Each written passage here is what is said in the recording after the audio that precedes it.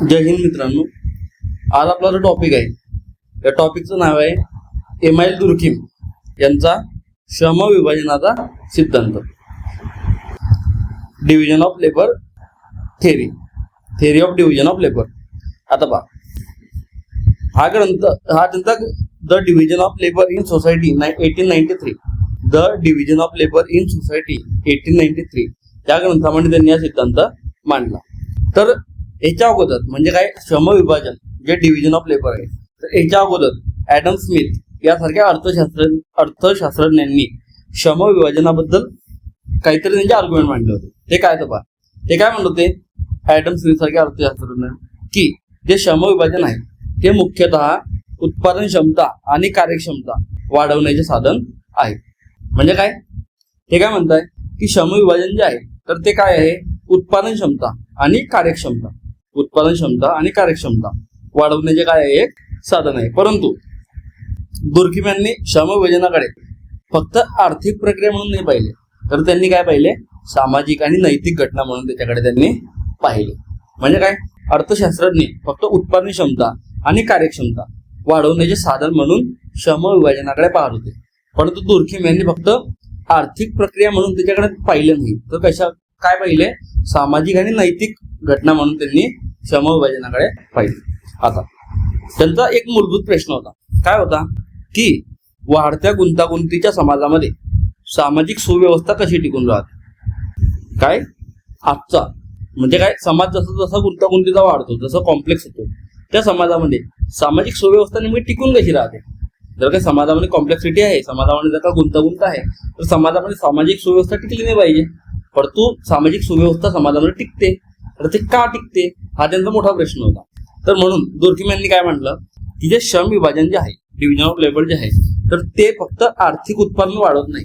म्हणजे काय, श्रम विभाजन फक्त आर्थिक उत्पन्न वाढवत नाही, तर ते काय करते, समाजामध्ये सामाजिक ऐक्य निर्माण करते, सामाजिक संबंधांचे नियमन करते आणि व्यक्तींना समाजाशी एकात्म करते आणि सामाजिक एकजूट टिकवून ठेवते. म्हणजे दुर्खिम काय म्हणता की श्रमविभाजन फक्त आर्थिक उत्पादन वाढवत नाही, तर ते काय काय करते, समाजामध्ये सामाजिक ऐक्य निर्माण करते, जे सामाजिक संबंधांचे नियमन आहे ते करते, व्यक्तींना समाजाशी काय करते, एकात्म करते आणि सामाजिक एकजूट टिकवून ठेवते.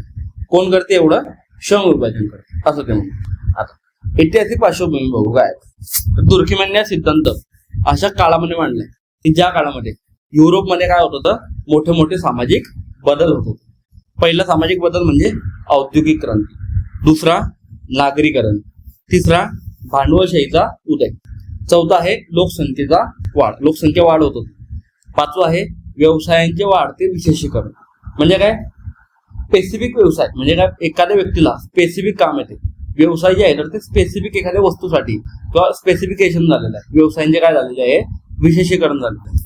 धर्माचा जे पारंपरिक अधिकार होता तर तो ह्रास पावलेला आहे, नष्ट झालेला आहे आणि नोकरशाही संस्थांचा काय झालेला आहे, विस्तार झालेला आहे. म्हणजे काय, या सर्व गोष्टी कुठे घडत होत्या, युरोपमध्ये घडत होत्या.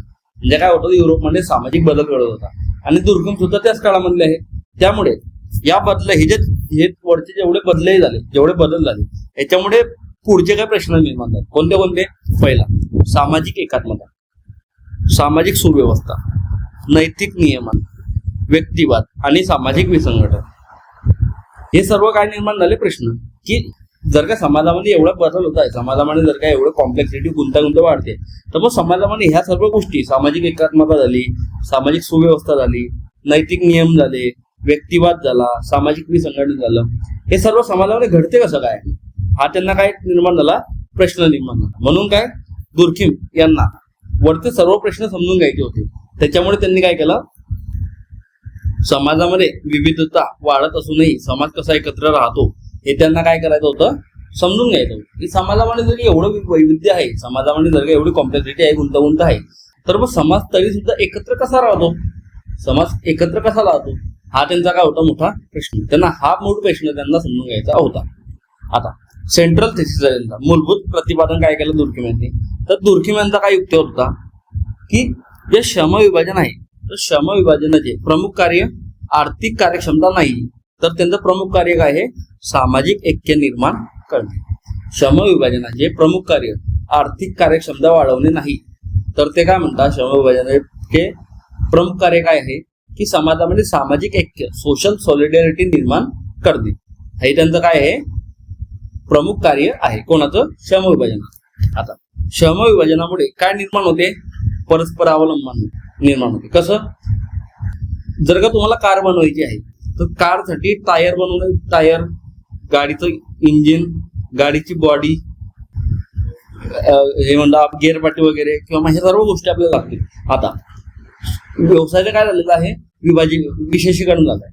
आता काही लोक जे आहे, काही लोक किंवा काही फॅक्टरी आहे फक्त टायर बनवतात, काही फक्त इंजिन बनवतात, काही फक्त गाडीचं बॉडी बनवतात, काही फक्त गिअरबॉक्स वगैरे, हे सर्व गोष्टी बनवतात. म्हणजे काय, हे जे उत्पादन आहे तर ते एका ठिकाणी होते का, वेगवेगळे पार्ट एका ठिकाणी बनताय का, नाही. कुठं बनतायत ते, वेगवेगळ्या ठिकाणी. जर का तुम्हाला एक अख्खी गाडी बनवायची आहे तर त्याच्यासाठी तुम्हाला प्रत्येक वस्तूसाठी, त्या वस्तूच्या प्रत्येक पार्टसाठी एका दुसऱ्यावरती काय करावं लागेल, परस्पर अवलंबन तुम्हाला करावं लागेल, इंटरडिपेंडन्स तुम्हाला करावं लागेल. दुसरं आहे सहकार्य लागेल तुम्हाला. जर का तुम्हाला एवढ्या वस्तूंनी गाडी बनवायची आहे तर तुम्हाला काय लागणार आहे, सर्वांमध्ये सहकार्य पाहिजे, कॉपरेशन पाहिजे. पुढचं सामाजिक एकात्मता, सोशल इंटिग्रेशन. कसं? आता एवढं हे करायचं आहे तुम्हाला. जर का याच्यामध्ये जर का सामाजिक एकात्मता नसेल, समाजामध्ये जर का विभेदीकरण असेल, समाजामध्ये जर का लोक आपल्या आपल्या विचाराचे चालत असतील तर ही गाडी बनणार आहे का? नाही बनेल. का? कारण की समाजामध्ये जेव्हा सामाजिक एकात्मता निर्माण होईल तेव्हा समाजामध्ये काय, एखाद्या वस्तूचं उत्पादन केलं जाईल. पुढचं आहे नैतिक नियमन. या चारही गोष्टी म्हणजे काय, श्रमविभाजन या चारही गोष्टी निर्माण करते. हे बघू आपण पुढे कशी निर्माण करते. आता जितके व्यक्ती विशिष्ट कामामध्ये विशेष तज्ज्ञ असतात तितके ते इतरांवर अवलंबून राहतात. डॉक्टर फक्त कशामध्ये स्पेशलायझेशन आहे, डॉक्टर की वैद्यकीय सेवावर. परंतु त्याला जर का घरामध्ये काम करण्यासाठी त्याला दुसऱ्या व्यक्तीची गरज लागणार आहे. म्हणजे काय, जेवढं काम विशेष तज्ज्ञ होते तेवढं काय ते इतरांवर अवलंबून राहते, असं ते म्हणतात. आता श्रमविभाजनाचा अर्थ काय? श्रमविभाजन म्हणजे काय की व्यक्तींच्या क्षमता आणि व्यवसायानुसार कामाचे विशेषीकरण. म्हणजे काय, व्यक्तीची जेवढी क्षमता आहे आणि तो जे काम करतोय म्हणजे काय, व्यवसायानुसार आणि व्यक्तीच्या क्षमतेनुसार कामांचे काय झालेले आहे, विशेषीकरण झालेले आहे, असं ते म्हणतात. म्हणजे काय, व्यक्तीची क्षमता आणि व्यवसाय याच्यानुसार काय झालेलं आहे, कामांचे विशेषीकरण झालेले आहे. आता प्रत्येक व्यक्तीने सर्व कामे करण्याऐवजी म्हणजे काय, प्रत्येक व्यक्तीने, एका व्यक्तीने सर्व प्रकारची कामे करण्याऐवजी काय होते, शेतकरी अन्न उत्पादन करतो, डॉक्टर उपचार करतो, शिक्षक शिक्षण देतो, अभियंता पायाभूत सुविधा उभारतो आणि वकील कायदेशीर वादांचे काय करतो, नियमन करतो. याच्यामुळे काय होते, प्रत्येक व्यवसाय समाजामध्ये विशिष्ट सामाजिक कार्य पार पाडतो, असं ते म्हणतात. म्हणजे काय, एका व्यक्तीने सर्व कामे करण्याऐवजी जर का तुम्ही समाजामध्ये ती कामे जर का वाटून दिली तर ती कामे अधिक लवकर होतील, अधिक जलद प्रमाणात होतील, असं ते म्हणतात. म्हणजे काय, प्रत्येक व्यवसाय समाजामध्ये काहीतरी विशिष्ट सामाजिक कार्य, सोशल फंक्शन पार पाडत असतो. जर का त्या व्यवसायाचं समाजामध्ये सोशल फंक्शन संपलं तर तो व्यवसाय सुद्धा किंवा ती संस्था सुद्धा संपते, असं ते म्हणतात. आता दुर्खिम्यांचा प्रकारेवादी दृष्टिकोन बघू आपण. दुर्खिम आपल्याला माहिती आहे प्रकारेवादी विचारसरणीचे काय आहे, प्रमुख विचारवंत. आता प्रकारेवाद काय म्हणतो की समाज काय आहे, एक सजीव शरीरासारखा असतो. म्हणजे काय, जसं आपल्या शरीरामध्ये एक हृदय रक्त भिसरण करते, हृदय काय करते, आपल्या रक्ताला पुरवठा करते. फुफ्फुसे काय करतात, ऑक्सिजन आपल्याला घेतो, ऑक्सिजन सोडतो आपण, कार्बन डायऑक्साईड सोडतो वगैरे. मेंदू काय करतो, शरीराचे नियंत्रण करतो. म्हणजे काय, ज्या प्रकारे शरीरामध्ये म्हणजे काय, सजीव शरीरामध्ये प्रत्येक जी अवयव आहे, प्रत्येक अवयवाचं काहीतरी स्पेसिफिक फंक्शन आहे, त्या प्रकारे समाज एक शरीर आहे आणि त्या समाजरूपी शरीरामध्ये वेगवेगळ्या संस्था आपलं काहीतरी कार्य पार पाडत असतात. त्यामुळे काय, समाजातील विविध संस्था वेगवेगळी कार्य पार पाडतात. ज्या प्रकारे शरीरातील वेगवेगळे अवयव आपली वेगवेगळी कामे पार पाडतात, त्याच प्रकारे शरीरामध्ये वेगवेगळ्या काय संस्था, समाजामध्ये वेगवेगळ्या संस्था काय करतात, आपली काहीतरी वेगवेगळी कार्य पार पाडतात. जसं की कुटुंब व्यवस्था सामाजिकीकरण करते, शिक्षण व्यवस्था कौशल्यांचे काय करते, हस्तांतरण करते, अर्थव्यवस्था काय करते, उत्पादन करते, धर्म काय करतो, समाजामध्ये नैतिक ऐक्य धर्म काहीतरी मूल्य देतो ना, नैतिक ऐक्य राखण्याचं काम करतो. शासन काय करते? नियमन करते, रेग्युलेशन करते. कायदा काय करतो? समाजामध्ये नियंत्रण ठेवतो. तर काय, क्षमा विभाजन या सर्व घटकांना परस्पर जोडून ठेवते. आता हे जे सर्व घटक आहे, सर्व ज्या संस्था आहेत, तर या सर्व संस्थांना एकत्र कोण ठेवते? एकत्र कोण परस्पर जोडून कोण ठेवते? तर ते आहे श्रमविभाजन, असं ते म्हणतात. आता पुढचं आहे सामाजिक ऐक्य, सोशल सॉलिडॅरिटी. सामाजिक ऐक्य म्हणजे काय? सामाजिक ऐक्य म्हणजे समाजातील व्यक्तींना एकत्र बांधून ठेवणारा काय नैतिक बंधन. म्हणजे काय? समाजामध्ये सामाजिक ऐक्य म्हणजे समाजामध्ये सर्व ज्या व्यक्ती आहेत, सर्व व्यक्तींना एकत्र बांधून ठेवणे. म्हणजे समाजातील सर्व व्यक्तींना एकत्र बांधून ठेवणे. काय? एकत्र बांधून ठेवणे. काय एकत्र बांधून ठेवते? एक नैतिक बंध आहे, मोरल बॉन्ड आहे. काय? Moral bond. समाजातील सर्व व्यक्तींना एकत्र बांधून ठेवणारा काय आहे? तो एक नैतिक बंध, मोरल बॉन्ड. त्याला काय म्हणतात? ते सोशल सॉलिडॅरिटी, सामाजिक ऐक्य. यामुळे काय निर्माण होते? समाजामध्ये एकजूट निर्माण होते, समाजामध्ये एकात्मता वाढते, सामूहिक अस्तित्व वाढते आणि परस्पर जबाबदाऱ्या वाढतात. दुर्खिम काय म्हणतात की प्रत्येक समाजाला सामाजिक ऐक्याची काय असते? आवश्यकता असते. जर का समाजामधलं सामाजिक ऐक्य संपलं तर समाजामध्ये काय होते? संघर्ष वाढतो. म्हणून काय, प्रत्येक समाजाला सामाजिक ऐक्याची काय असते? आवश्यकता असते. आता त्यांनी सामाजिक ऐक्याचे दोन प्रकार सांगितले. पहिला आहे यांत्रिक ऐक्य आणि दुसरा आहे सेंद्रिय ऐक्य. आपण मागच्या क्लासमध्ये पण बघितलं आहे यांत्रिक आणि सेंद्रिय ऐक्य काय आहे. यांत्रिक ऐक्य म्हणजे काय? ते कोणत्या समाजामध्ये आपल्याला पाहायला मिळते? आदिम समाजामध्ये, आदिवासी समाजामध्ये, लहान खेडी, लहान गाव असलेल्या समाजामध्ये, पारंपरिक समाजामध्ये आपल्याला हे पाहायला मिळते. आता यांत्रिक ऐक्याची वैशिष्ट्य काय पहा. एक सारखेपणा असतो. म्हणजे काय? सर्व समाजातील लोक जे आहेत, म्हणजे समाजातील सर्व लोक जे आहेत, तर ते एकमेकांसारखे असतात. म्हणजे काय? सर्व समाजातील सर्व लोक एकमेकांसारखे असतात. ते समान गोष्टी काय करतात? सामायिक करतात. समान गोष्टी परस्पर म्हणजे काय? परस्पर अवलंबन करतात. काय? सामाजिक गोष्टी सामायिक करतात, समान गोष्टी सामायिक करतात. व्यवसाय समान करतात, धर्म समान असतो, भाषा समान असते, संस्कृती समान असते, मूल्य समान असतात, चालीरीती समान असते. म्हणजे काय? समाजामध्ये विविधता कशी असते? फार कमी असते, असं ते म्हणतात. म्हणजे काय? एक सारखेपणा असते, पहिलं वैशिष्ट्य. दुसरं आहे सामूहिक चेतना असते. म्हणजे काय? सामूहिक चेतना म्हणजे काय? की समाजातील सर्व सदस्यांमध्ये समान असलेल्या श्रद्धा, मूल्ये, नियम, भावना, नैतिक दृष्टिकोन यांचा काय? एकत्रित संच. म्हणजे काय? ते काय म्हणतात? सामूहिक चेतना म्हणजे काय? कलेक्टिव्ह कॉन्शियसनेस म्हणजे काय? की समाजामध्ये सर्व जे सदस्य आहे, समाजाचे सर्व जे सदस्य आहे, तर त्या सर्व सदस्यांमध्ये समान श्रद्धा, मूल्य, नियम, भावना, नैतिक दृष्टिकोन यांचा काय? एक एकत्रित संच, समान गोष्टींचा एकत्रित संच कोणामध्ये? समाजातील सर्व सदस्यांमध्ये. त्याला ते काय म्हणतात? सामूहिक चेतना, कलेक्टिव्ह कॉन्शियसनेस म्हणतात. आता याची वैशिष्ट्य काय पहा. अत्यंत मजबूत असते. का? कारण सर्व लोकांमध्ये समान असते, त्याच्यामुळे काय? अत्यंत मजबूत असते. व्यक्तीच्या वर्तनावर नियंत्रण करते, व्यक्तीने कसं वागलं पाहिजे हे नियंत्रित करते, व्यक्तीच्या विचारांवर प्रभाव टाकते, व्यक्तीने कसा विचार केला पाहिजे याच्यावर सुद्धा प्रभाव टाकते, आणि व्यक्ती स्वातंत्र्याला काय करते? मर्यादा घालते. म्हणजे काय? व्यक्ती स्वतःपेक्षा कोणाला महत्व देतो? समाजाला महत्व देतो. या कलेक्टिव्ह कॉन्शियसनेसला, सामूहिक चेतनेला अधिक महत्व देतो. अशा समाजामध्ये काय होते? वैयक्तिक ओळख कशी होते? कमकुवत होते. का? कारण व्यक्ती जो आहे तर तो समाजाचा अधिक विचार करतो, आपल्यापेक्षा, स्वतःपेक्षा समाजाचा अधिक विचार करतो, आणि सामूहिक ओळख कशी होते? मजबूत होते. हे झालं दुसरं काय? सामूहिक चेतना. पहिलं कोणतं बघितलं? एकसारखेपणा. दुसरं आहे सामूहिक चेतना. हे काय बघतोय आपण? जे यांत्रिक एकात्मता जी आहे, यांत्रिक एकात्मता जी आहे, मेकॅनिकल सॉलिडॅरिटी, तर याचं काय बघतोय? वैशिष्ट्य बघतो. पहिलं होतं एकसारखेपणा, दुसरं आहे सामूहिक चेतना, तिसरं कमी श्रम विभाजन असते. का? कारण बहुतेक लोक जे असतात तर ते समान प्रकारची कामे करतात. लोक जे आहेत तर ते समान प्रकारची कामे करतात, त्याच्यामुळे समाजामध्ये विभेदीकरण नाहीये. समाजामध्ये जर काय विभेदीकरण नाही तर समाजामध्ये श्रम विभाजनाची गरज नसेल. उदाहरणार्थ पहा, एका आदिवासी समाजामध्ये प्रत्येक व्यक्ती जो आहे तर तो शिकार करतो, माहिती आहे आपल्याला, अन्न गोळा करतो, घर बांधतो, धार्मिक विधी करतो, बरोबर.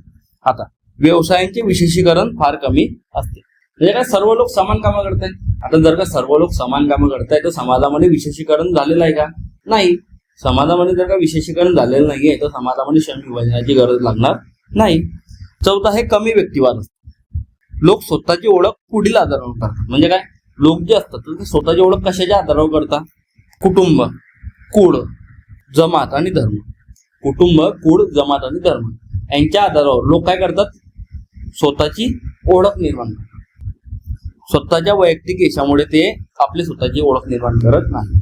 ज्या प्रकारे आजच्या समाजामध्ये स्वतःच्या यशावरती लोक आपली स्वतःची ओळख निर्माण करतात, तशी ओळख यांत्रिकी समाजामध्ये नसते, पारंपरिक समाजामध्ये नसते. का? कारण त्या ठिकाणी विशेषीकरण झालेलं नाहीये. म्हणून काय, व्यक्तिमत्व जो आहे, व्यक्तिवाद कमी आहे. का? कारण की लोक जे आहे तर ते स्वतःच्या यशामुळे स्वतःची ओळख निर्माण करत नाही, तर कशामुळे ओळख निर्माण करतात? कुटुंब, कुळ, धर्म, जमात याच्यामुळे आपले काय करतात? स्वतःची ओळख निर्माण करतात. 5वं वैशिष्ट्य आहे मजबूत सामाजिक नियंत्रण, स्ट्रॉंग सोशल कंट्रोल. समाजातील नियमांची अंमलबजावणी कोणत्या कोणत्या माध्यमातून केली जाते बा? आता धर्म, परंपरा, नातेसंबंध, वडीलधारी मंडळी. काय? समाजामध्ये जे नियम आहेत, समाजामध्ये काहीतरी नियम आहेत, समाजातील जे नियम आहेत त्यांची अंमलबजावणी धर्म, परंपरा, नातेसंबंध आणि वडीलधारी मंडळी यांच्या माध्यमातून त्या समाजातील नियमांची काय केली जाते? अंमलबजावणी केली जाते. विचलित वर्तन जे आहे तर ते सहसा स्वीकारले जात नाही. म्हणजे काय, एखाद्या व्यक्तीने जर का समाजाच्या मूल्याच्या बाहेर कार्य केलं, म्हणजे काय समाजामध्ये जी विचारधारा आहे त्याच्या विरुद्ध कार्य केलं, तर त्या व्यक्तीचं वर्तन हे विचलित मानलं जातं. म्हणजे काय, विचलित वर्तन एखाद्या व्यक्तीने समाजाच्या विरुद्ध कार्य केलं तर ते जे आहे तर ते स्वीकारलं जात नाही. हे काय झालं? 5वं म्हणजे काय, मजबूत सामाजिक नियंत्रण असते. पुढचा आहे दमनात्मक कायदा असतो.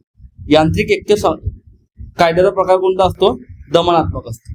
या समाजामध्ये कसा कायद्याचा प्रकार असतो? दमनात्मक, रिप्रेसिव्ह. म्हणजे काय, या प्रकारच्या कायद्यामध्ये शिक्षा देण्याचा उद्देश असतो. म्हणजे काय, व्यक्तीने गुन्हा केला, चूक केली, व्यक्तीला शिक्षा मिळेल, हे या कायद्यामध्ये असते. या कायद्याचा उद्देश काय असतो? चुकीच्या व्यक्तीला शिक्षा देणे, अपराधाला दुःख देणे, सामूहिक नैतिकतेचे संरक्षण करणे. अपराधाला शिक्षा देणे म्हणजे काय, सामूहिक जी नैतिकता होती तिचं काय केलं? संरक्षण केलं. नैतिक सुव्यवस्था पुन्हा प्रस्थापित करणे असं ते म्हणतात. आता उदाहरणार्थ, शारीरिक शिक्षा, समाजामधून हद्दपार करणे, मृत्यूदंड देणे, कठोर फौजदारी शिक्षा देणे. या समाजामध्ये गुन्हा हा संपूर्ण समाजावर झालेला मानला जातो. म्हणजे काय, हा जो समाज आहे, यांत्रिकी समाज किंवा पारंपरिक समाज, याच्यामध्ये जर का एखाद्या व्यक्तीवर समाजामध्ये जर का एखादा गुन्हा झाला, समाजामध्ये जर का एखादा गुन्हा झाला तर तो गुन्हा संपूर्ण समाजावर झालाय असं मानलं जाते, असं ते म्हणतात. आणि 7वं उदाहरण आहे वैशिष्ट्य आहे विभागीय समाज, सेगमेंटल सोसायटी. म्हणजे काय, आदिम समाज हा समान प्रकारच्या अनेक विभागांमध्ये विभागलेला असतो.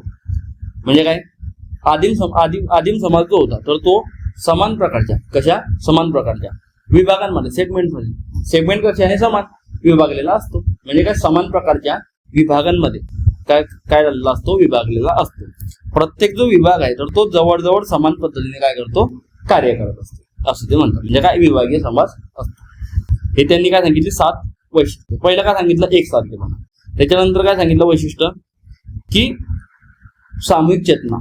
तिसरं आहे कमी श्रमविभाजन असते. चौथं कमी व्यक्तिवाद असतो. 5वं आहे मजबूत सामाजिक नियंत्रण असते. 6वं काय आहे? दमनात्मक कायदा असतो. 7वं काय आहे? विभागीय समाज असतो. ही कशाची वैशिष्ट्य आहे?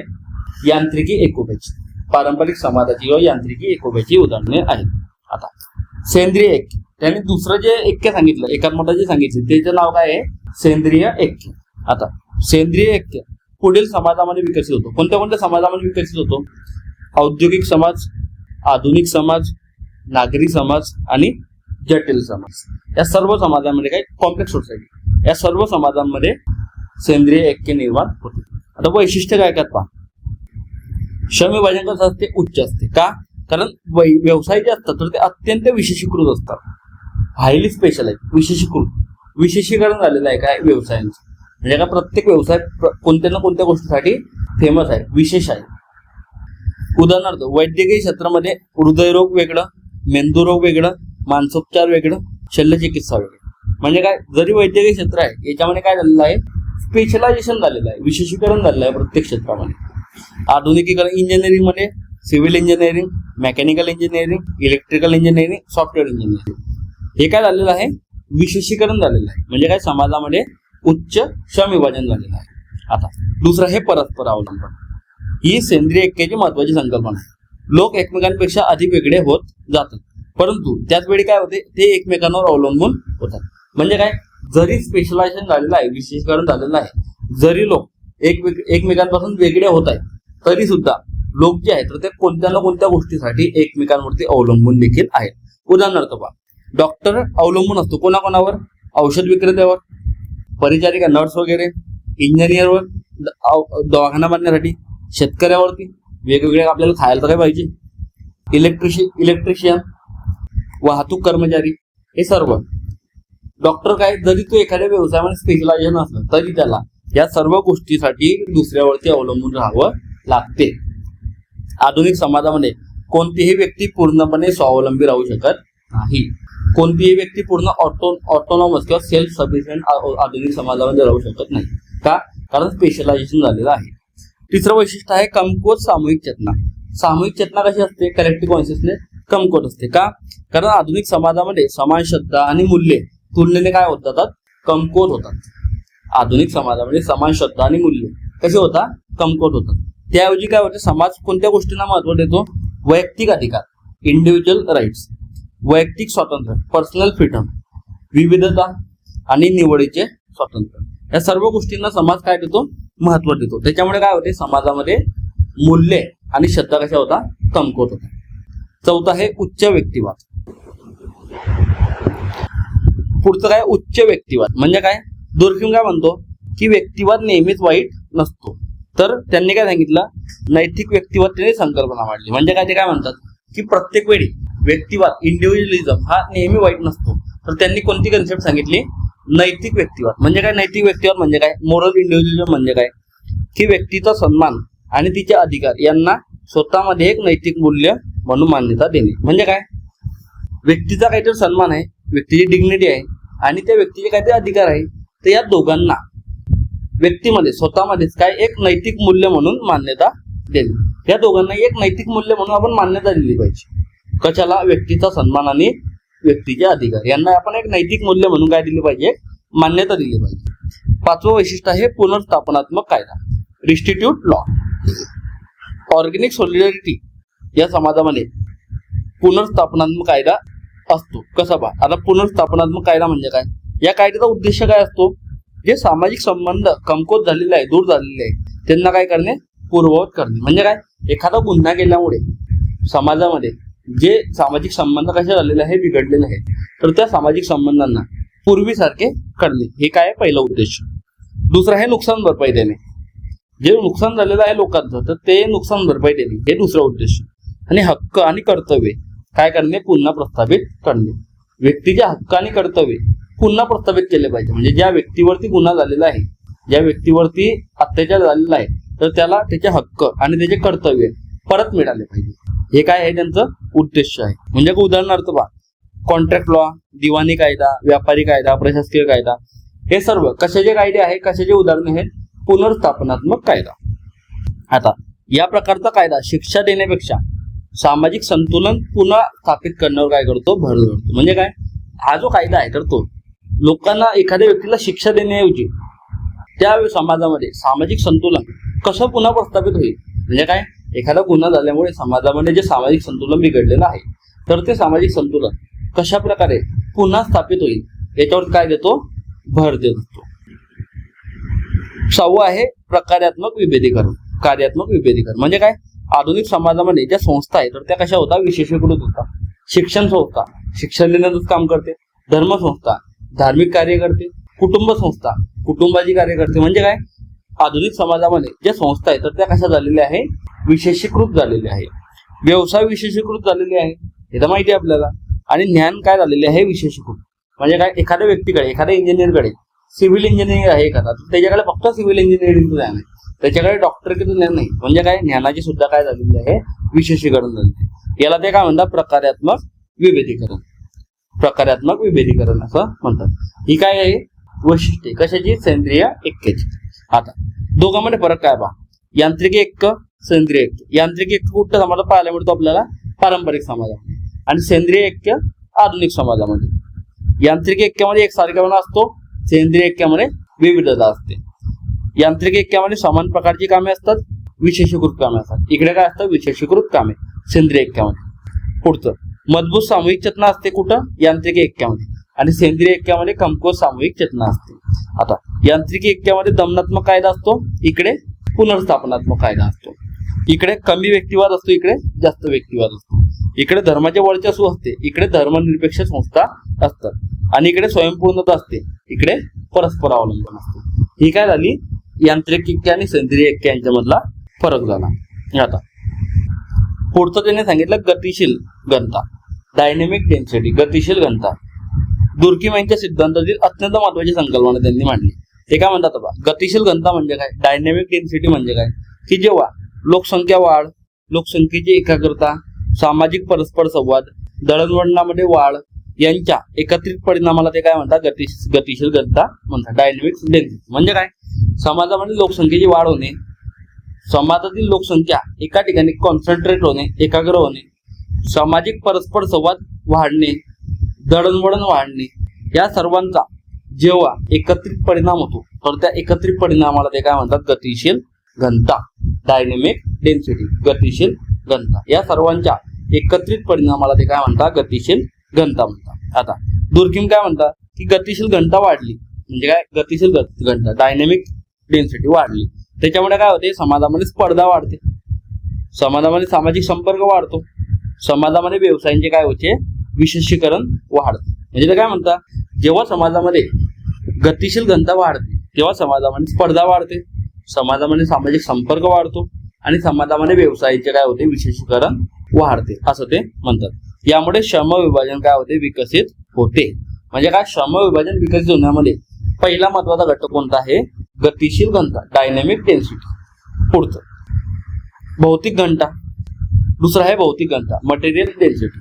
आता भौतिक घनता म्हणजे काय, की लोकांचे एका विशिष्ट भौगोलिक क्षेत्रामध्ये भौगोलिक दृष्ट्या एकत्रित होणे. म्हणजे काय, जेव्हा लोक एका भौगोलिक क्षेत्रामध्ये, कोणत्या क्षेत्रामध्ये, एका भौगोलिक क्षेत्रामध्ये भौतिक दृष्ट्या म्हणजे काय, फिजिकली एकत्र होतात, एकत्रित येतात, त्याला ते काय म्हणतात, भौतिक घनता. आपण म्हणतो ना की डेन्सिटी किती आहे, एका एरियामध्ये किती लोक राहतात, त्याला ते काय म्हणतात, भौतिक घनता, फिजिकल मटेरियल डेन्सिटी. म्हणजे काय, की जेव्हा लोक एका विशिष्ट भौगोलिक क्षेत्रामध्ये भौगोलिक दृष्ट्या फिजिकली काय करतात, एकत्रित होतात, त्याला ते काय म्हणतात, भौतिक घनता. उदाहरणार्थ शहरे, नागरीकरण, वाहतूक व्यवस्था, ही सर्व काय आहे, भौतिक घनतेची उदाहरणे. आता भौतिक घनता वाढली त्याच्यामुळे काय होतं, लोकांमध्ये संपर्क वाढतो, असं ते म्हणतात. दुसरं कारण काय झालं, भौतिक घनता म्हणजे काय, समाजामध्ये श्रम विभाजन वाढण्यासाठी पहिला काय आहे, गतिशील घनता, डायनेमिक डेन्सिटी. दुसरं कोणतं आहे, मटेरियल डेन्सिटी, भौतिक घनता. तिसरं आहे नैतिक घनता, मोरल डेन्सिटी. आता नैतिक घनता म्हणजे काय, की समाजातील व्यक्तींमधील सामाजिक परस्पर संवाद आणि नैतिक संबंध यांची काय, तीव्रता. म्हणजे काय, समाजामध्ये जेवढेही लोक राहतात, समाजामध्ये जेवढे व्यक्ती आहेत, तर त्यांच्यामध्ये सामाजिक परस्पर संवाद आणि नैतिक संबंध यांची काय, तीव्रता. म्हणजे काय, सामाजिक परस्पर संवाद आणि नैतिक संबंध कसा असतो, तीव्र असतो, अधिक असतो, त्याला ते काय म्हणतात, नैतिक घनता. जेव्हा समाज संवाद, सहकार्य, सामाजिक संबंध वाढतात तेव्हा काय, नैतिक घनता वाढते. म्हणजे काय, समाजामध्ये जेव्हा संवाद, सहकार्य, सामाजिक संबंध या सर्व गोष्टी काय होतात, वाढतात, तेव्हा काय होते, समाजामध्ये नैतिक घनता वाढते. यामुळे काय होते, परस्परावलंबन अधिक मजबूत होते, असं त्यांनी सांगितलं. म्हणजे काय, समाजामध्ये श्रमविभाजन होण्यासाठी किंवा समाजामध्ये लोक जवळ येण्यासाठी, एकत्रित येण्यासाठी किंवा परस्परावलंबन वाढण्यासाठी समाजामध्ये 3 प्रकारच्या घनता इम्पॉर्टंट असतात, गतिशील घनता, भौतिक घनता आणि नैतिक घनता. पहिलं कोणतं होतं, डायनेमिक डेन्सिटी, मटेरियल डेन्सिटी आणि मोरल डेन्सिटी. हे 3 त्यांनी कन्सेप्ट सांगितले. आता श्रमविभाजनाची कारणे काय ते त्यांनी सांगितले. दुर्कीम काय म्हणतात, दुर्कीम यांनी असे मत नाकारले, काय मत नाकारले, की श्रमविभाजन जे आहे तर ते केवळ फक्त संपत्ती मिळवण्याच्या इच्छेमुळे निर्माण होते, असं नाही. म्हणजे काय, आधी काय व्हायचं, की श्रमविभाजन म्हणजे काय, श्रमविभाजन कधी निर्माण होते, की जेव्हा समाजामध्ये संपत्ती मिळवण्याची इच्छा वाढते तेव्हा समाजामध्ये श्रमविभाजन वाढते, असं म्हटलं जात होतं. आता दुर्कीम यांनी श्रमविभाजनाची काही कारणे सांगितली. कोणती पहा. पहिला आहे लोकसंख्येची वाढ. लोकसंख्या वाढल्यामुळे काय होते, स्पर्धा वाढते. आपण बघितलं ना डायनेमिक डेन्सिटी, गतिशील घनतेमध्ये, की लोकसंख्या वाढते तेव्हा गतिशील घनता वाढते. म्हणजे काय, लोकसंख्या वाढली त्याच्यामुळे काय होते, स्पर्धा वाढते. आता स्पर्धा कमी करण्यासाठी लोक काय करतात, विविध व्यवसायामध्ये काय करतात, विशेषीकरण करतात. जर का तुम्हाला स्पर्धा कमी करायची आहे तर तुम्हाला कोणत्या तरी एखाद्या स्पेसिफिक सब्जेक्टमध्ये मास्टरायझेशन करणं पडेल, स्पेशलायझेशन करणं पडेल. म्हणजे काय, जेव्हा स्पर्धा कमी करण्यासाठी लोक काय करतात, विविध व्यवसायामध्ये आपले विशेषीकरण करतात. पहिलं झालं श्रमविभाजनासाठी विशेषीकरण आवश्यक आहे, विशेषीकरण झालं म्हणजे काय, लोकसंख्या वाढ, पहिलं कारण. दुसरं गतिशील घनता, डायनेमिक डेन्सिटी, सामाजिक संपर्क वाढतो, त्याच्यामुळे काय होते, विशेषीकरण वाढते. जर का तुमचा सामाजिक संपर्क वाढलाय लोकांबरोबर, तर तुम्हाला काय, स्पर्धा कमी करायची आहे. स्पर्धा कमी करायची म्हणजे काय, तुम्हाला एखाद्या गोष्टीमध्ये विशेषीकरण करावं लागेल, असं ते म्हणतात, म्हणजे काय, गतिशील घनता. तिसरं आहे स्पर्धा.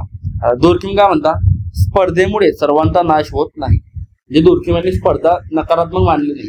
हे काय म्हणतात की लोक स्वतःसाठी वेगवेगळे व्यवसाय निवडतात, यामुळे काय होते, समाजामध्ये श्रम विभाजन विकसित होते. म्हणजे काय, स्पर्धा सर्व लोकांचा नाश नाही करत, तर स्पर्धा काय करते, स्वतःसाठी लोक काय करतात, जेव्हा स्पर्धा वाढते त्या लोक काय करतात, स्वतःसाठी वेगवेगळे व्यवसाय निवडतात. म्हणजे स्वतःसाठी काय करतात, ते वेगवेगळे व्यवसाय निवडतात. याच्यामुळे काय होते, समाजामध्ये श्रम विभाजन विकसित होते. हे झालं तिसरं कारण.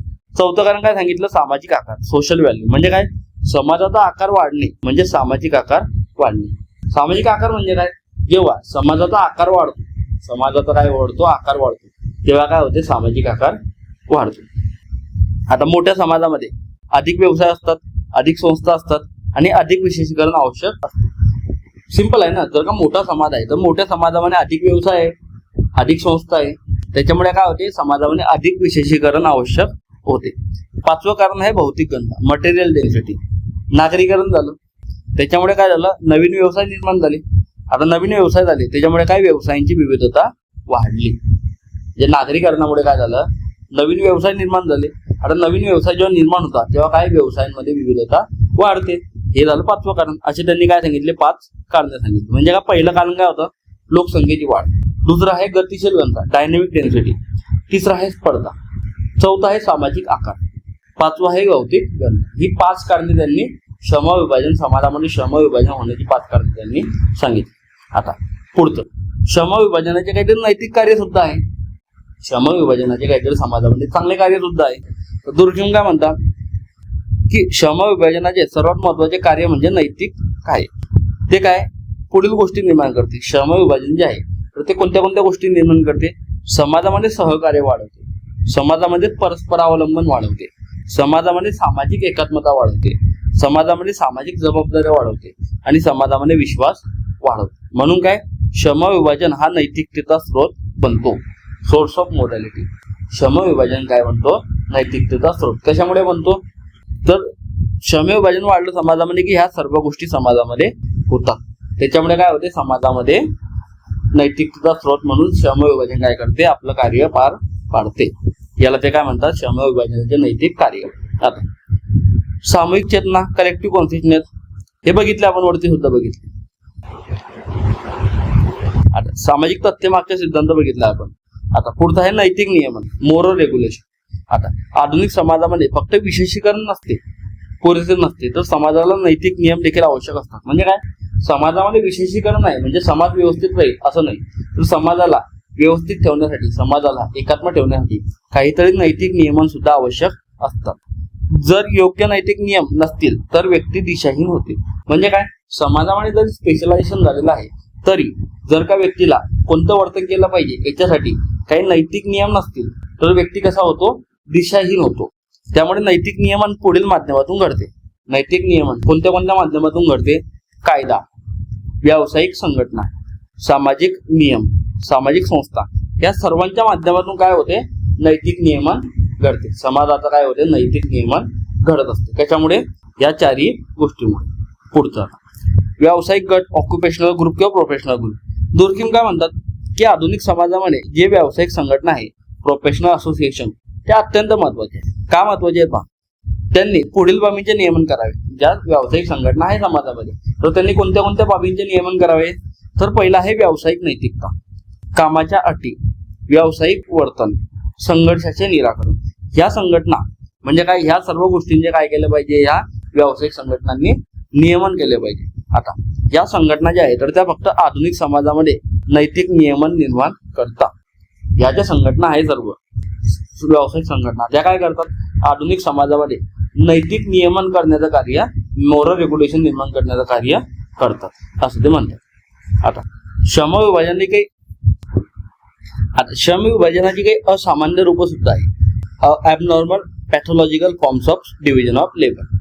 काही असामान्य रूप, काही रोगग्रस्त रूपे सुद्धा आहेत. आता पहा, दुर्गुण काय म्हणता, जे श्रमविभाजन आहे समाजामध्ये नेहमीच सामाजिक ऐक्य निर्माण करते असं नाही, तर काही परिस्थितीमध्ये पॅथॉलॉजिकल किंवा असामान्य स्वरूप सुद्धा धारण करते. कोण? श्रमविभाजन. आता दुर्खिम यांनी श्रमविभाजनाची 3 असामान्य रूपे सांगितली. कोणती कोणती? पहिलं, प्रमाणक शून्य श्रमविभाजन, ॲनोमिक डिव्हिजन ऑफ लेबर. दुर्खिम यांनी सांगितलेलं सर्वात प्रसिद्ध असामान्य रूप कोणतं? प्रमाणक शून्य, ॲनोमिक डिव्हिजन ऑफ लेबर. आता ॲनोमी म्हणजे काय? प्रमाणक शून्यता काय? नियम शून्यता म्हणजे काय? की जेव्हा समाजात सामाजिक नियमांचा अभाव, नैतिक नियमनाचा अभाव असलेली अवस्था. म्हणजे काय? नियमन शून्यता किंवा प्रमाणिक शून्यता म्हणजे काय? की जेव्हा समाजामध्ये सामाजिक नियमना किंवा नैतिक नियमन यांचा काय होतो? अभाव होतो. समाजामध्ये काय? नैतिक नियमन आणि सामाजिक नियमन नसतात, कमकुवत होतात किंवा नसतात, त्यांचा अभाव निर्माण होतो. तेव्हा समाजामध्ये ॲनोमी, प्रमाणक शून्यतेची अवस्था निर्माण होते. आता याची वैशिष्ट्य काय आहेत पहा. कमकुवत सामाजिक नियम, पहिलं वैशिष्ट्य. नैतिक मार्गदर्शनाचा काय असतो? अभाव असतो. तिसरं आहे सामाजिक अस्थिरता निर्माण होते. का? कारण लोकांना कसं वर्तन केलं पाहिजे याच्याबद्दल काहीच मार्गदर्शन नाहीये. चौथं, अमर्यादित इच्छा. का? कारण की लोकांच्या इच्छा मर्यादित राहत नाहीये. लोकांच्या इच्छा कशा झालेल्या आहे आता? अमर्यादित. का? कारण लोकांना नैतिक मार्गदर्शन मिळत नाहीये. लोकांनी कोणत्या गोष्टी केल्या पाहिजे याच्याबद्दल, लोकांनी कुठं थांबलं पाहिजे याच्याबद्दल लोकांना मार्गदर्शन मिळत नाहीये. परात्मता, एलिनेशन वाढते आणि आर्थिक संकटे वाढतात. ही सर्व काय आहे? ॲनोमीची वैशिष्ट्ये आहेत. आता कारणे काय काय सांगितलं त्यांनी पहा. जलद औद्योगिकरण झालं, हे बघितलं आहे आपण. ॲनोमी कशी निर्माण होते. अचानक आर्थिक बदल झाला, कमकुवत सामाजिक संस्था झाल्या, या सर्व गोष्टी अचानकपणे होतात. त्याच्यामुळे काय होते? समाजामध्ये व्यक्तीला कोणतं वर्तन केलं पाहिजे ह्या बदललेल्या परिस्थितीमध्ये याच्यासाठी समाजाचे नियम किंवा नैतिक नियम हे नसतात. त्याच्यामुळे काय होते? समाजामध्ये ॲनोमीची परिस्थिती निर्माण होते. आता परिणाम काय काय होतात? सामाजिक संघर्ष वाढतो, आत्महत्या, विशेषतः प्रमाणक शून्य आत्महत्या वाढतात, सामाजिक विसंगठन होते, सोशल डिग्रेडेशन होते. हे सांगितलं पहिलं. कोणतं? Pathological division of labour, sorry anomic division of labour. प्रमाणक शून्य आत्महत्या, श्रमविभाजन. दुसरं आहे सक्तीचे श्रमविभाजन, फोर्स डिव्हिजन ऑफ लेबर. हे कसं श्रमविभाजन आहे? काय केलं जाते याच्यामध्ये? की व्यक्तीला तिच्या गुणवत्तेनुसार, क्षमतेनुसार व्यवसाय मिळत नाही. म्हणजे काय? सक्तीचे श्रमविभाजन म्हणजे काय? की व्यक्तीकडे ज्या गुणवत्ता आहे, ज्या क्षमता आहे, तर त्याच्यानुसार व्यक्तीला व्यवसाय मिळत नाही. तर त्याऐवजी काय होतो? व्यवसाय ठरतो. कसा? वर्ग व्यवस्थेच्या आधारे, जाती व्यवस्थेच्या आधारे भेदभाव होतो, जन्म आधारित विशेषाधिकार असतो काहीतरी, आणि सत्ता. या सर्व गोष्टीतून काय ठरतो? व्यवसाय ठरतो. म्हणजे काय? व्यक्तीकडे जी गुणवत्ता आहे, व्यक्तीकडे जी क्षमता आहे, तर त्याच्या माध्यमातून व्यक्तीला व्यवसाय मिळतोय का? तर नाही. तर व्यक्तीचा व्यवसाय कसा ठरतोय? या सर्व गोष्टींमुळे व्यक्तीचा व्यवसाय ठरतोय. उदाहरणार्थ पहा, जातीनुसार व्यवसाय निश्चित होत होतं, आजही होतो. नावी लोकच करतात ते फक्त कटिंग वगैरे जे आहे ते. वंशवाद झालेला आहे, लिंगभेद झालेला आहे, नातेसंबंधामुळे नोकरी मिळते, नेपोटिझम वगैरे वाढलाय. दुर्गुण काय म्हणतो? अशा परिस्थितीमध्ये खरे जे सामाजिक ऐक्य आहे, जेन्युइन सोशल सॉलिडॅरिटी निर्माण होत नाही असं ते म्हणतात. 2 त्यांनी काय सांगितले? पॅथॉलॉजिकल. हे आता तिसरं कोणतं आहे? विसंवादी किंवा असमन्वित श्रमविभाजन, पुअरली कोऑर्डिनेटेड, असमन्वित विसंवादित श्रमविभाजन. म्हणजे काय? याला अपुरे समन्वित, लॅक ऑफ कोऑर्डिनेशन असेही म्हणतात. आता या परिस्थितीमध्ये काय होते? ज्या समाजातील विविध संस्था, विशेषीकृत कार्य यांच्यामध्ये योग्य समन्वय राहत नाही. म्हणजे काय? ज्या समाजामध्ये ज्या संस्था आहे सर्व, त्यांची काहीतरी स्पेसिफिक कार्य आहे. जेव्हा समाजातील संस्था आणि त्यांचे स्पेसिफिक कार्य यांच्यामध्ये योग्य समन्वय राहत नाही, कोणतीही संस्था कोणतंही काम करते, एक संस्था दुसऱ्या संस्थेचं काम करते, म्हणजे काय झालेलं आहे? समाजामध्ये योग्य समन्वय राखत नाही. तेव्हा काय निर्माण होते? कोणती परिस्थिती निर्माण होते? समन्वित श्रमविभाजन किंवा विसंवादी श्रमविभाजन. परिणाम, अकार्यक्षमता वाढते, संघर्ष वाढतो, सामाजिक एकांमधला काय होतो? ऱ्हास होतो असं ते म्हणतात. आता पुढची कन्सेप्ट आहे गुन्हा आणि श्रमविभाजन. कसं आहे ते? दुर्खिम यांनी गुन्हा प्रत्येक समाजामध्ये आढळतो असं म्हटलं. म्हणजे त्यांनी काय सांगितलं? गुन्हा हा सामान्य आहे, गुन्हा हा सार्वत्रिक आहे, आणि गुन्हा हा समाजामध्ये काहीतरी फंक्शन सुद्धा करतो. आता गुन्ह्यामुळे समाजाला काय काय फायदे होतात ते पहा. एक नैतिक सीमारेषा स्पष्ट होते की आपण कोणत्या गोष्टी केल्या पाहिजे, कोणत्या गोष्टी नाही केल्या पाहिजे. याच्यासाठी काय निर्माण होते? एक नैतिक सीमारेषा निर्माण होते. सामूहिक चेतनाच मजबूत होते. का? कारण की जेव्हा एखादी चुकीची कृती घडते आणि त्या चुकीच्या कृतीमुळे जेव्हा संपूर्ण समाज एकत्र येतो आणि त्या चुकीच्या गोष्टीला विरोध करतो, तेव्हा काय होते? सामूहिक चेतना अधिक मजबूत होते. कायदेशीर सुधारणा घडतात. एखादा गुन्हा झाला म्हणजे काय, तो गुन्हा समाजामध्ये काय झाला? कारण समाज त्याच्यासाठी रेडी नव्हता. आता समाज, तो गुन्हा झाल्यामुळे काय, समाज रेडी झाला म्हणजे काय, समाजामध्ये सुद्धा कायदेशीर काही सुधारणा घडतात असं ते म्हणतात. हे काय आहे? गुन्ह्याची समाजाला होणारी फायदे. आता सामाजिक ऐक्याचा निर्देशक म्हणून कायदा. काय म्हणतात ते? सामाजिक ऐक्य निर्माण करण्यामध्ये सामाजिक ऐक्याचा निर्देशक म्हणून लॉ आहे द इंडिकेटर ऑफ सोलिडॅरिटी. निर्देशक म्हणून काय? कायदा. आता दुर्गम काय म्हणता? समाजातील कायद्याचा प्रकार हा समाजातील सामाजिक ऐक्याचा निर्देशक असतो. म्हणजे काय? समाजामध्ये कोणत्या प्रकारचा कायदा आहे, कोणत्या प्रकारचा कायदा आहे, तर त्या कायदा काय असतो? समाजाच्या सामाजिक ऐक्याचा काय असतो? एक इंडिकेटर असतो. समाजामध्ये कोणत्या प्रकारचं सामाजिक ऐक्य असेल हे कोण ठरवते? समाजामध्ये कोणत्या प्रकारचा कायदा आहे ते. यांत्रिकी समाजामध्ये दमनात्मक कायदा असतो, सेंद्रिय समाजामध्ये पुनर्स्थापनात्मक कायदा असतो. बघितलं आपण वरती. म्हणून काय? कायदा जो आहे तर तो समाजातील सामाजिक एकात्मतेचे मोजमाप करण्याचे काय आहे? एक साधन. समाजामध्ये जे सामाजिक एकात्मता आहे तर तिथं मोजमाप करण्याचं साधन काय आहे? कायदा असं ते म्हणतात. प्रमाणक शून्यतेची अॅनोमिशी कसा संबंध आहे ते बघू. विशेषीकरण वाढते तेव्हा पारंपरिक सामाजिक नियम कमकुवत होता. का? कारण की पारंपरिक समाजामध्ये तर असं होतं की सर्व लोकांनी सर्व समान कामं केली पाहिजे. परंतु आता काय होते? समाजामध्ये स्पेशलायझेशन वाढलेलं आहे. म्हणजे काय? समाजाचे पारंपरिक सामाजिक नियम कमकुवत झाले. जर नवीन सामाजिक नियम विकसित झाले नाही म्हणजे काय? पारंपरिक सामाजिक नियम कमकुवत झाले.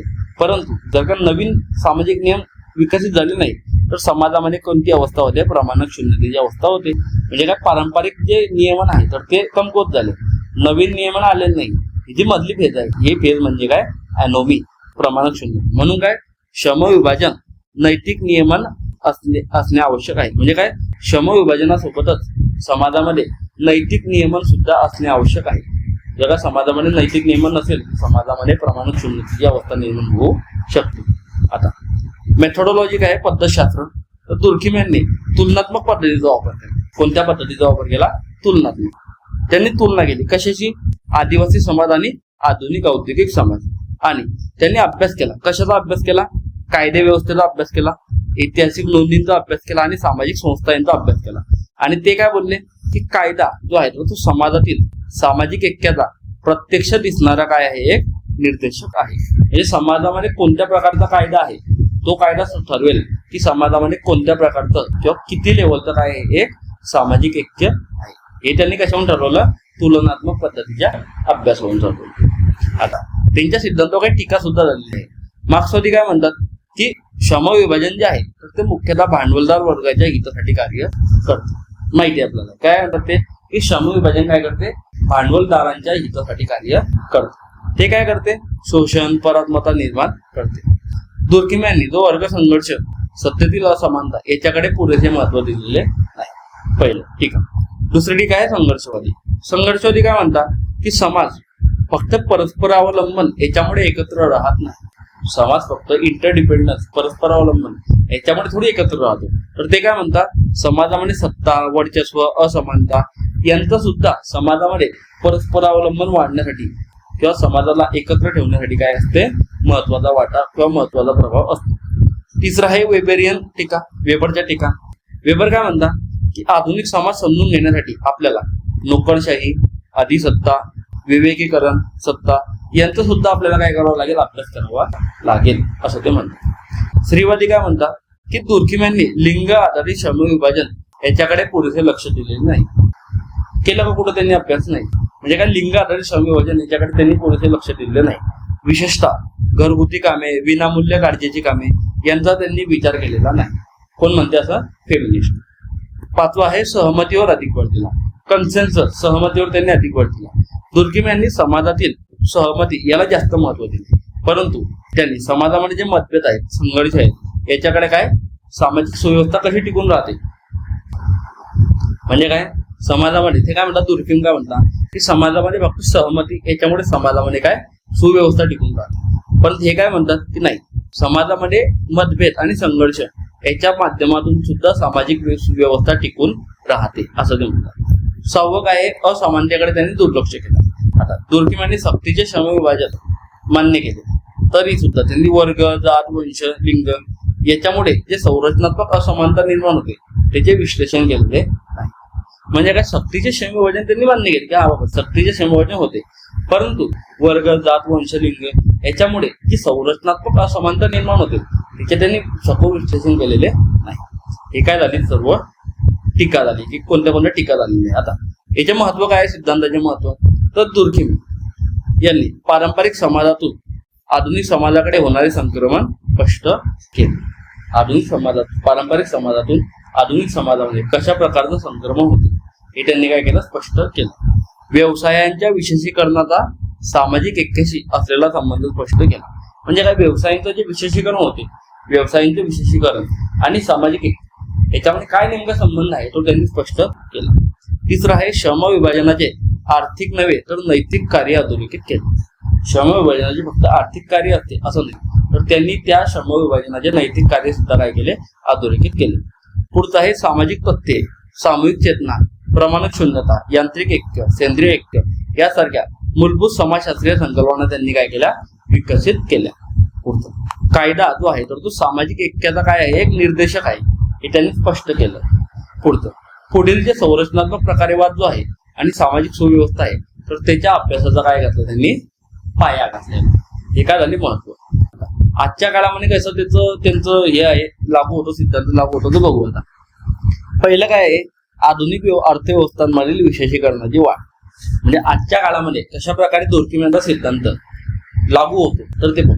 तर आधुनिक अर्थव्यवस्थामध्ये विशेषीकरणाची वाढ झालेली आहे. दुर्किमांनी असा अंदाज व्यक्त केला होता की औद्योगिकीकरणामुळे काय होईल, व्यवसायांमध्ये विशेषीकरण वाढेल. 21व्या शतकामध्ये आपल्याला हा कल अधिक वेगाने वाढलेला दिसतो.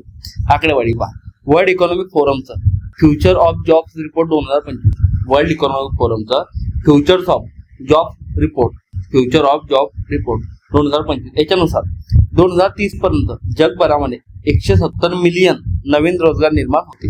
म्हणजे काय, 2030 पर्यंत 170 मिलियन नवीन जॉब निर्माण होतील आणि 92 दशलक्ष रोजगार तांत्रिक बदलामुळे काय होतील, नष्ट होतील. 170 मिलियन नवीन रोजगार निर्माण होतील आणि 92 मिलियन रोजगार तांत्रिक बदलामुळे काय होईल, नष्ट होतील. परिणामी 78 मिलियन निव्वळ रोजगार वाढ होईल. हे त्यांनी काय दिला, आकडा दिला. सर्वाधिक वाढणाऱ्या व्यवसायामध्ये AI तज्ञ, डेटा विश्लेषण, सायबर सुरक्षा तज्ञ, नवीकरणीय ऊर्जा अभियंते यांचा काय असेल, समावेश असेल. आता हे सर्व काय आहे, व्यवसायांचे विशेषीकरण.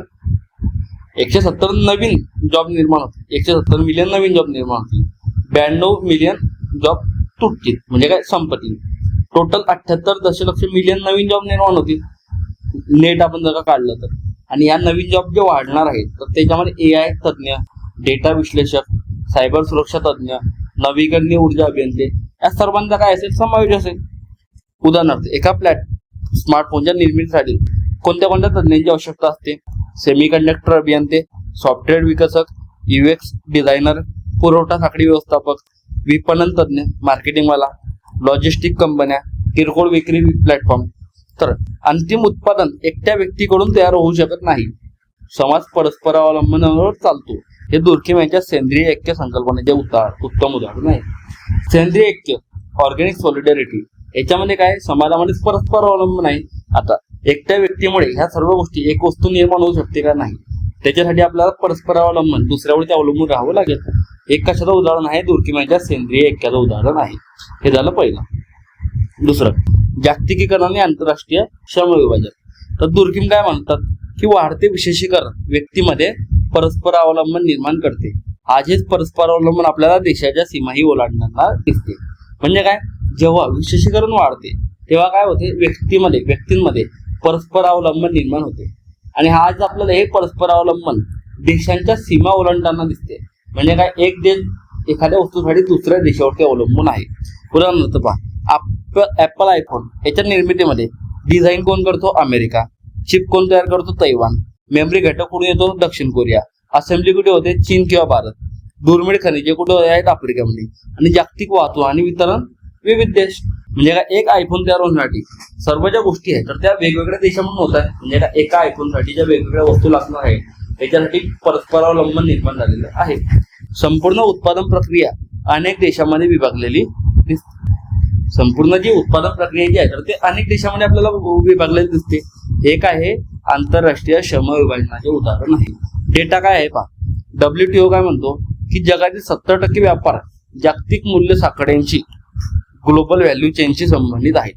जगभरामध्ये जे 70% व्यापार होता तर ते जागतिक मूल्य साखळ्यांशी संबंधित आहे, ज्याच्यामध्ये मध्यम वस्तू आणि सेवा अंतिम ग्राहकापर्यंत पोहोचवण्यापूर्वी अनेक वेळा सीमा ओलांडतात. म्हणजे काय, अंतिम वस्तू जी बनली आहे ती अंतिम वस्तू एखाद्या ग्राहकाला मिळण्यापूर्वी ती वस्तू निर्माण होण्यासाठी वेगवेगळ्या देशांमध्ये काय झालेलं आहे, तिथं प्रवास झालेला आहे. वेगवेगळ्या देशांमध्ये ती वस्तू गेलेली आहे. कशासाठी, वस्तू बनण्यासाठी, मध्यम वस्तू किंवा सेवा बनण्यासाठी. डिजिटल अर्थव्यवस्था आणि प्लॅटफॉर्म आधारित काम. आता डिजिटल प्लॅटफॉर्ममुळे श्रम विभाजनाचे काय झालेलं आहे, एक नवीन प्रकार उदयाला आलेले आहे. उदाहरणार्थ उबर, स्विगी, अमेझॉन हे सर्व.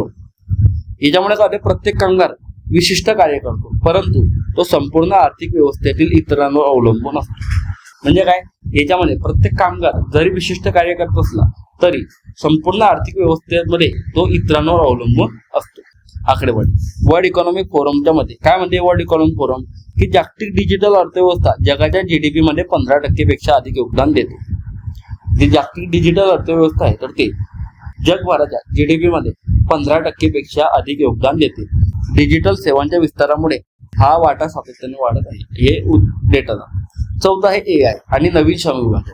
आता AI ने श्रम विभाजन नष्ट केलेलं नाही तर त्याचे रूपांतरण केले.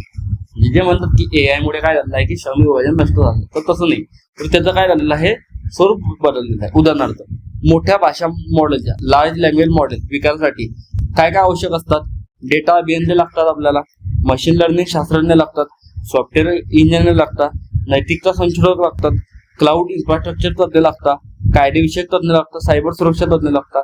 म्हणजे काय, जरी तुम्हाला एक भाषा model large language LLM large language model त्याचा विकास करायचा आहे, त्याच्यासाठी तुम्हाला एवढ्या सगळ्या लोकांची काय लागते, गरज लागते, आवश्यकता लागते. हे काय आहे, एक सेंद्रिय ऐक्याचे अधिक जटिल स्वरूप दर्शवते. ऑर्गेनिक सॉलिडॅरिटीचे एक जटिल स्वरूप आपल्याला काय देते, दर्शवते.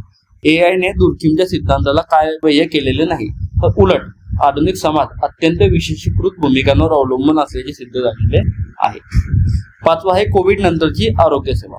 आता कोविड-19 महामारीने विशेषीकृत व्यवसायांचे महत्व अधोरेखित केले. कसे पहा, उदाहरणार्थ महामारीचे व्यवस्थापन करण्यासाठी आपल्याला डॉक्टर, नर्स, महामारी शास्त्रज्ञ, विषाणू शास्त्रज्ञ, लस संशोधक, सार्वजनिक आरोग्य अधिकारी, औषध निर्मिती कंपन्या, लॉजिस्टिक सेवा, डेटा विश्लेषण या सर्वांनी समन्वयाने काम केलं पाहिजे. हे कोणी शिकवलं आहे आपल्याला, कोविड-19 ने शिकवलेलं आहे. WTOचा अंदाज आहे 2020-21 या काळामध्ये कोविड-19 मुळे जगभरामध्ये 1.5 कोटी अतिरिक्त मृत्यू झाले, ज्यामुळे समन्वित आणि विशेषीकृत आरोग्य व्यवस्थेची आवश्यकता स्पष्ट झाली. म्हणजे काय, WHO काय म्हणते, WHO काय म्हणते, 2020-21 मध्ये कोविड-19 होता, तर कोविड-19 मुळे जगभरामध्ये 1.5 कोटी अतिरिक्त मृत्यू झाले. म्हणजे जेवढे मृत्यू झाले पाहिजे होते त्याच्यापेक्षा 1.5 मृत्यू अधिक झाले. हे काय दर्शवतं आपल्याला, की जगभरामध्ये समन्वित आणि विशेषीकृत आरोग्य व्यवस्थेची गरज आहे. पुढचं आहे ज्ञान आधारित अर्थव्यवस्था. आधुनिक अर्थव्यवस्था जी आहे तर ते विशेष ज्ञानावर अधिक अवलंबून असते, माहिती आहे आपल्याला. उदाहरणार्थ आज विद्यापीठामध्ये विशेष अभ्यासक्रम उपलब्ध असतात. कृत्रिम बुद्धिमत्ता, डेटा सायन्स, हवामान विज्ञान, जिनोमिक्स, सायबर सुरक्षा, रोबोटिक्स. तर काय, ज्ञान स्वतः ही विशेषीकृत झालेले आहे. त्यामुळे दुर्किम्यांचा सिद्धांत अधिक बळकट झालेला आहे. हे काय आहे की आजच्या समाजामध्ये आपण दुर्किम्यांचा सिद्धांत आपण आजच्या समाजामध्ये ऍप्लिकेशन करू शकतो. आता शेवटी निष्कर्षासाठी तुम्ही दुर्किम्यांचं हे स्टेटमेंट वापरू शकता. आता दुर्किम काय म्हणता, श्रम विभाजन जे आहे तर ते फक्त एक आर्थिक घटना नाही, तर ते काय आहे, सामाजिक एकात्मतेचा उगम आहे. दुर्किम काय बोलले की जरी डिव्हिजन ऑफ लेबर आर्थिक घटक दिसत असला परंतु ती फक्त आर्थिक घटना नाही, तर ती काय आहे, एक सामाजिक एकात्मतेचा उगम आहे. काय, श्रम विभाजन, असं कोणी सांगितलं, दुर्किम यांनी. तर अशा प्रकारे आपला जो श्रम विभाजनाचा डिव्हिजन ऑफ लेबर तो सिद्धांत होता तो इथे संपलेला आहे. तुम्हाला काही डाऊट असतील तर तुम्ही कमेंट बॉक्समध्ये विचारू शकता. याची PDF मी याच्यामध्ये टाकतो, कमेंट बॉक्समध्ये टाकतो. जर का तुम्हाला आवडलं असेल लाईक करा, तुमच्या मित्रांना अधिकाधिक शेअर करा. आणि आपल्या चॅनलला काय करा, सबस्क्राईब करा. जय हिंद, जय भारत.